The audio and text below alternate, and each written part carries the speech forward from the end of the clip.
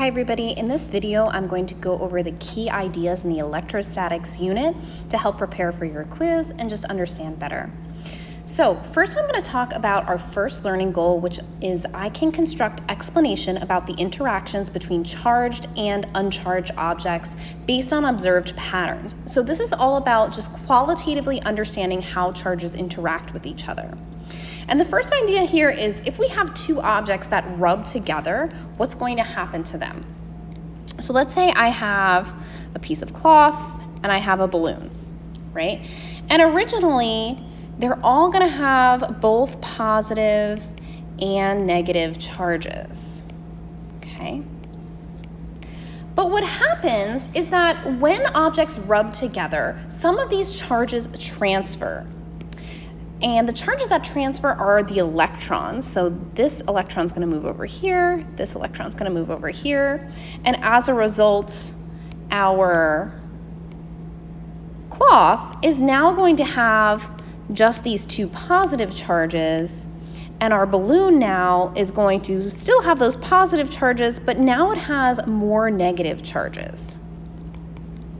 So because those charges transfer, this cloth now has an overall positive charge, and this balloon now has an overall negative charge because there's more negatives than positives, okay?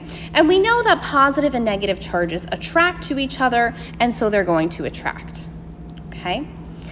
This is called charging by friction. So when we rub two objects together, the electrons transfer, making one of them positive and one of them negative, and that causes them to attract. So that's why objects that are rubbed together attract to each other, okay?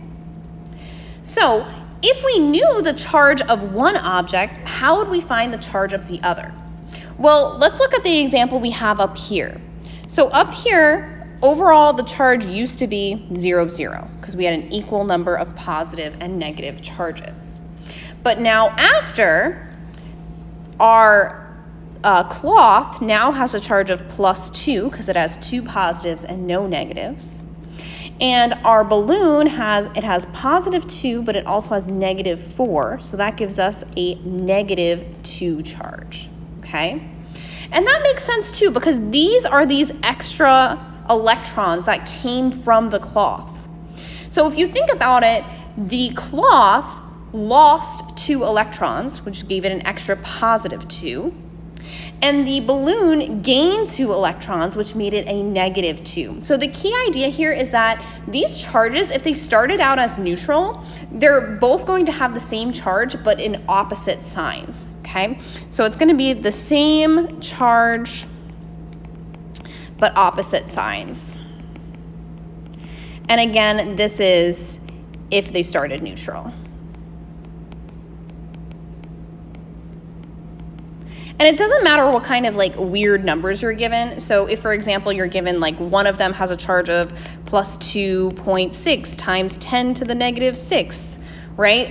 Then the other object is going to be -2.6 times 10 to the -6, right? They're just going to be equal to each other, but opposite in sign. And it doesn't matter how big of a number you get. If it has an exponent, it's the same thing, but one is negative. And that's because some of the electrons were transferred from one object to the other. So one object lost the same amount of electrons as the other one gained. And that's why it's the same quantity, but a different magnitude. So that's my first learning target.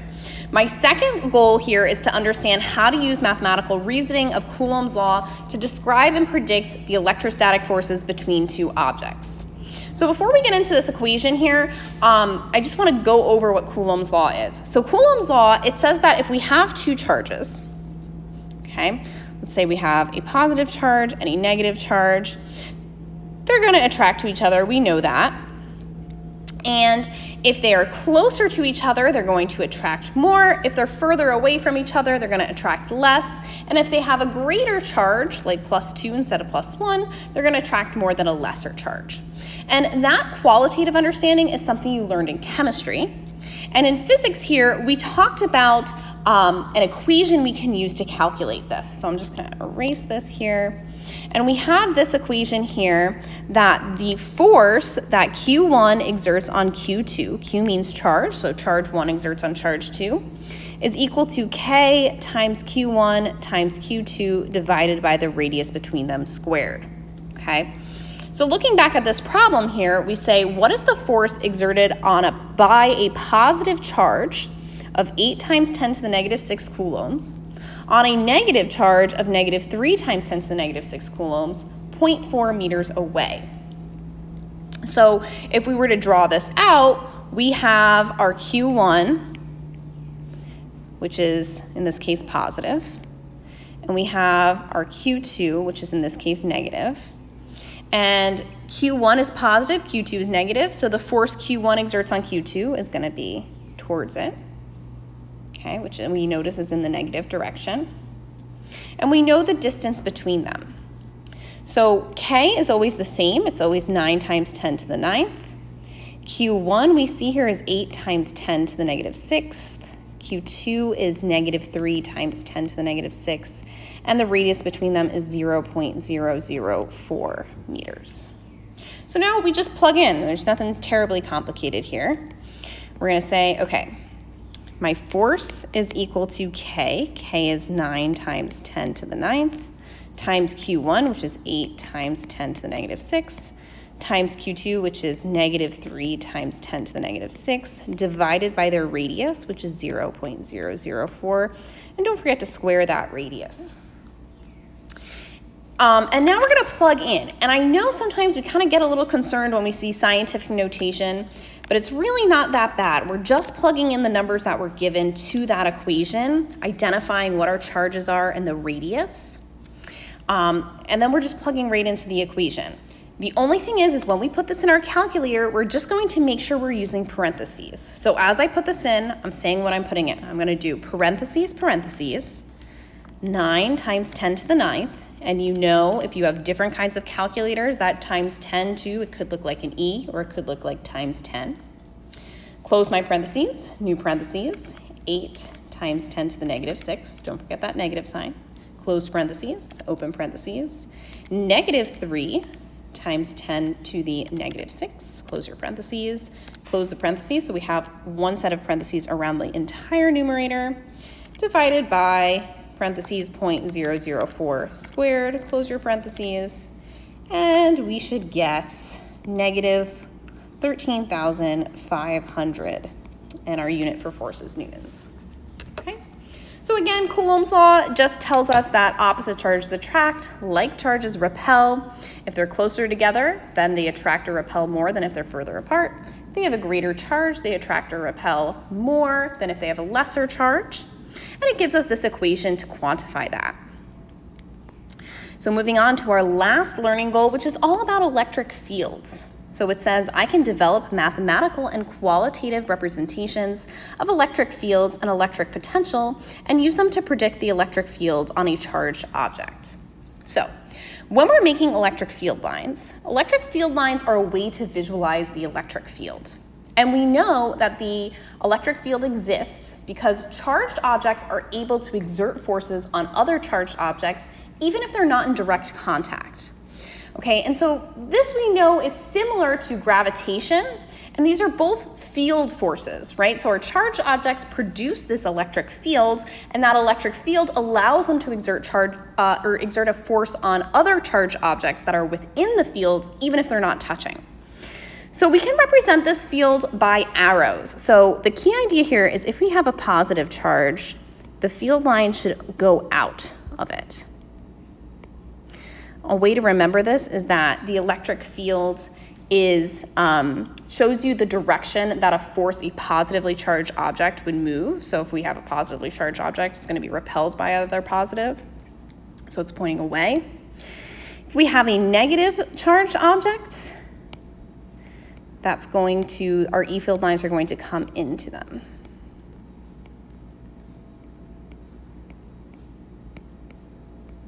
Okay.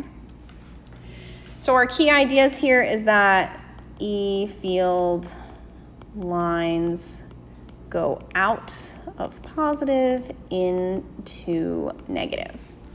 Okay, and our second idea here is that the greater the charge, the more lines we're going to use.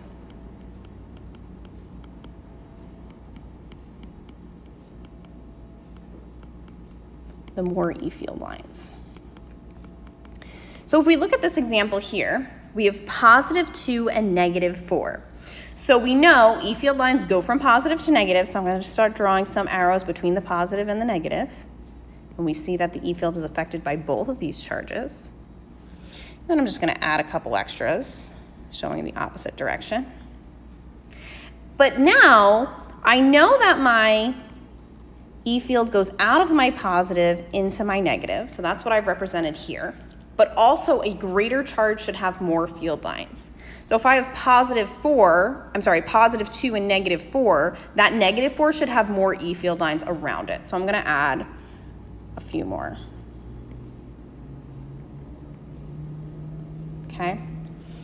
And so the key idea here is that E field lines go from that +2 towards that -4. And then we have a couple extra coming out of the positive, just to show it goes out of the positive, and then they go into the negative. But I added a couple more around that -4 because it's a greater charge. All right, so that's how we need to know about electric field lines. And again, they show the direction that a positive charge, test charge, would have a force exerted on it in that E field. All right, so now once we know how to represent them, we want to be able to calculate the E fields, okay? And so in this first one, we have two equations for E fields. This first problem is going to deal with our first equation. And it says a charged object with a charge of -6 × 10⁻⁹ coulombs remains at rest at a position of x equals +1 × 10, just +1 meter. Find the magnitude and direction of the E field at x equals +0.6 meters. So if we were to draw this out, we have our charge, and then our charge is at +1.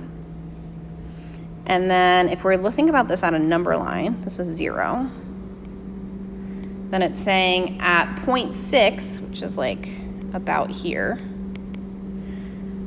we're wondering what the E field is. Okay.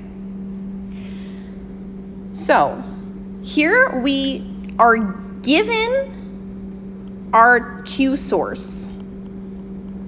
Our Q source is the charge of our object that's creating the fields, which we know is -6 × 10⁹.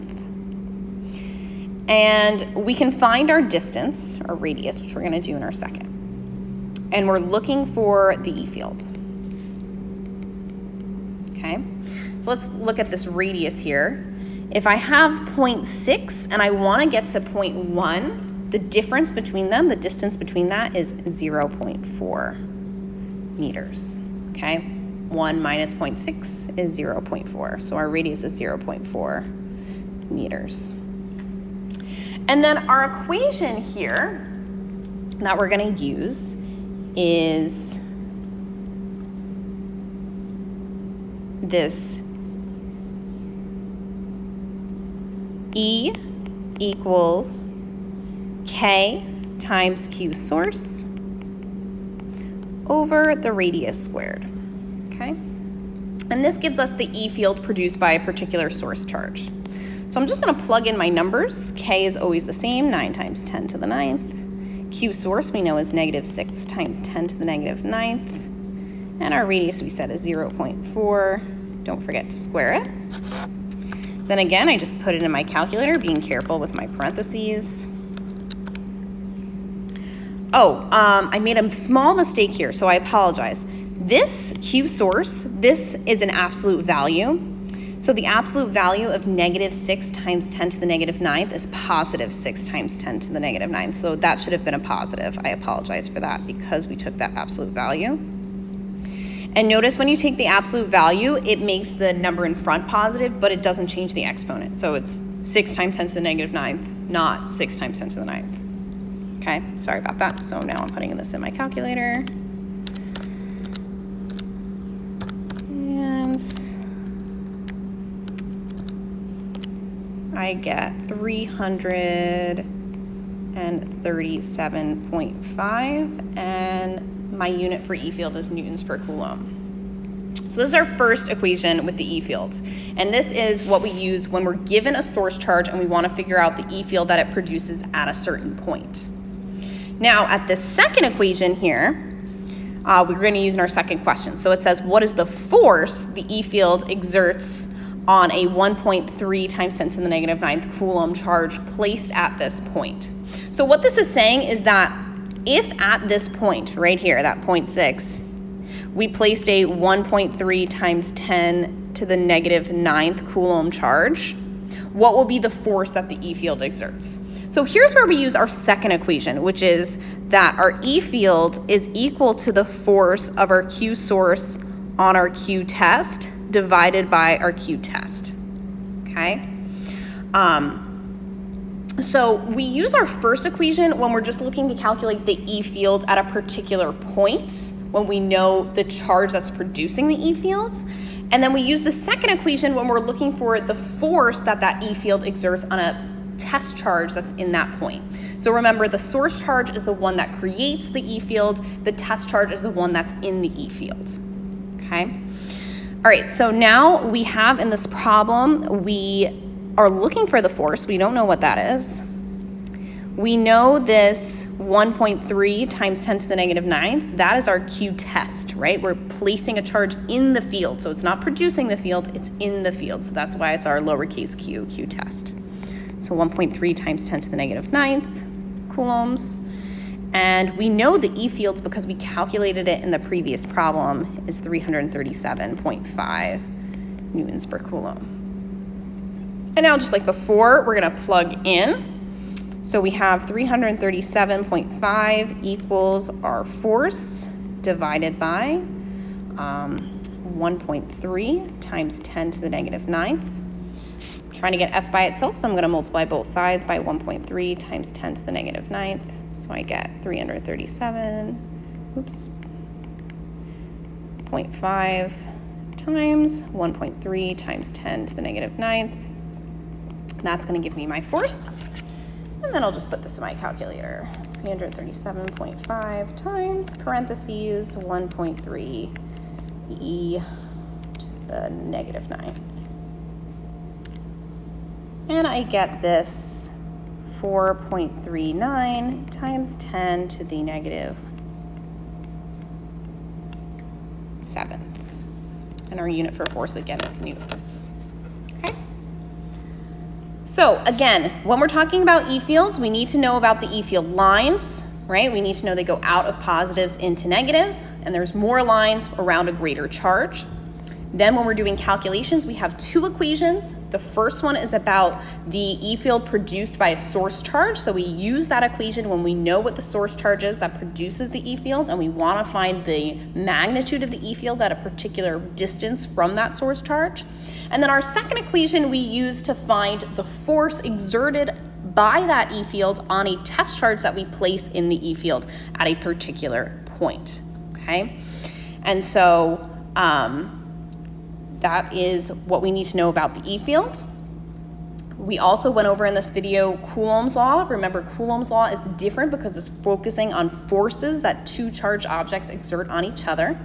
And we also went over just qualitative understanding of how objects become charged, particularly by rubbing them together. Hopefully that was useful and helpful to you. Have a wonderful day, and I will see you next time.